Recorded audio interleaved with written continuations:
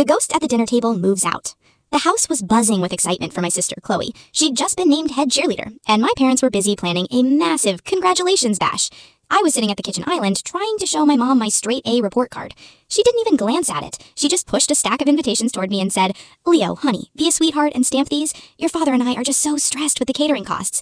And listen, about your 18th next week, we're going to have to keep it small. Maybe just a pizza? Chloe's big night is really draining the budget."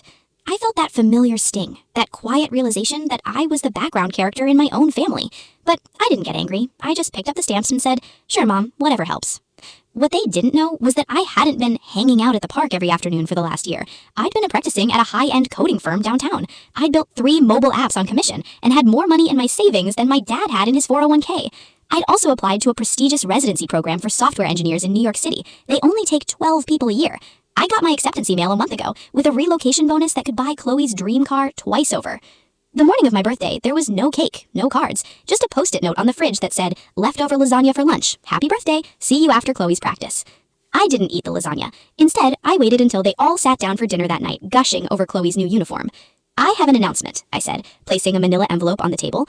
Dad looked annoyed. "Leo, can it wait? We're discussing the guest list." "No," I said, my voice surprisingly calm. "It can't." I slid the papers over. My mom read the heading, Silicon Alley Residency Program. Her jaw literally dropped. Then she saw the relocation stipend amount. $20,000 for a signing bonus? "Leo, what is this?" "It's my future," I said, standing up. "My flight leaves at 6 a.m. tomorrow. I've already shipped my things." The room went stone cold silent. Dad looked at me like he was seeing me for the first time in a decade. We could have helped you pack. We could have done a dinner." I just smiled and headed for the stairs. "You were too busy stamping invitations for a party I wasn't even invited to. Don't worry about the pizza. I'm buying my own steak in Manhattan."